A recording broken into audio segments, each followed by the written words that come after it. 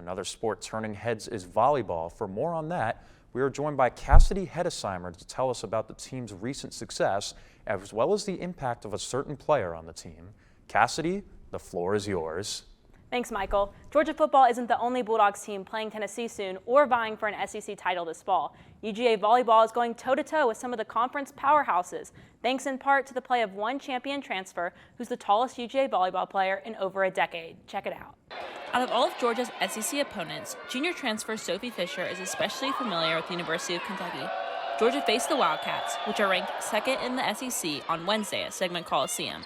The Bulldogs dropped the match in 3 sets, but each set was decided by 4 or less points.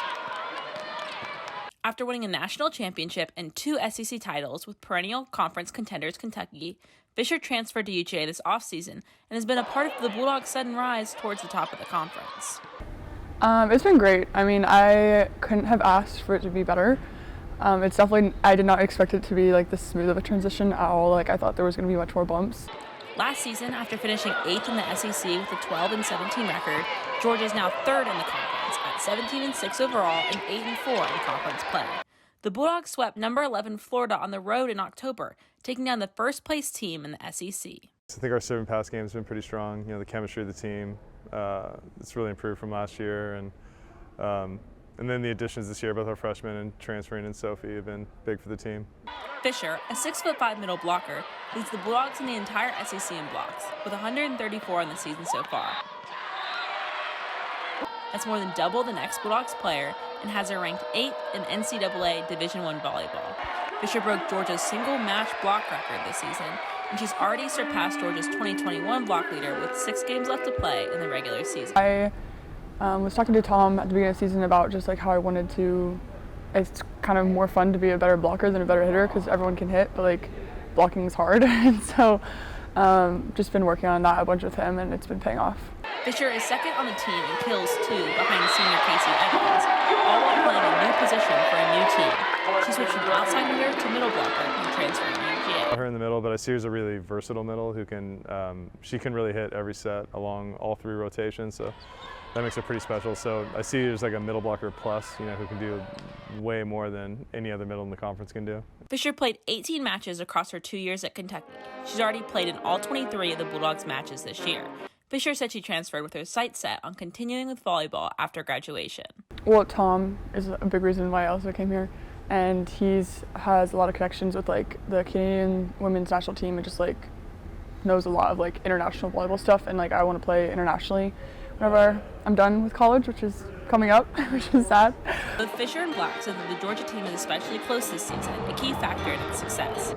This all came minutes before the players walked into their Halloween practice dressed up as assistant coach Aaron Benning.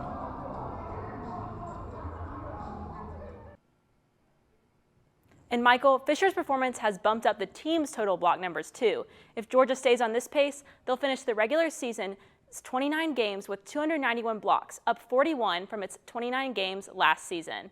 If the Bulldogs go on strong tournament runs and put up just 19 extra blocks to reach 309, they'll also reach the leaderboard for the top 10 season block totals for a UGA volleyball team.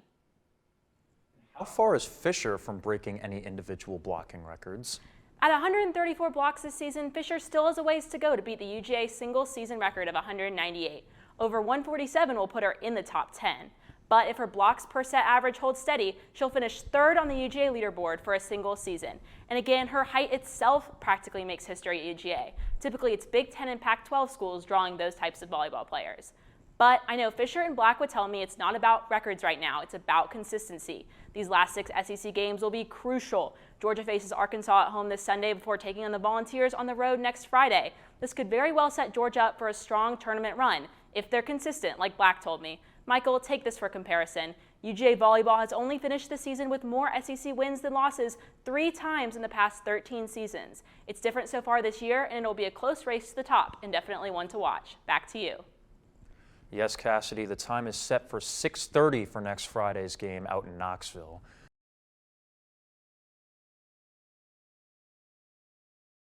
Let's go to the home side. Cassidy, what do you have for us?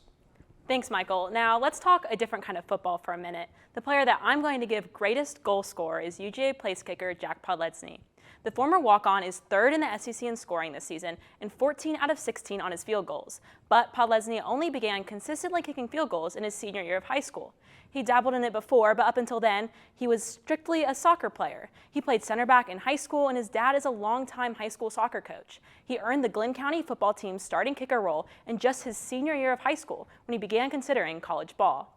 Podlesny kicked 4 field goals and 2 extra points in Georgia's close win at Missouri this season.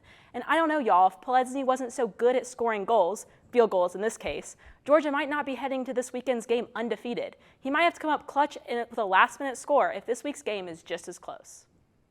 I agree, Cassidy. Georgia fans know how cool under pressure Podlesny is. If you go back to his game-winning 53-yard field goal in the Chick-fil-A Peach Bowl against Cincinnati,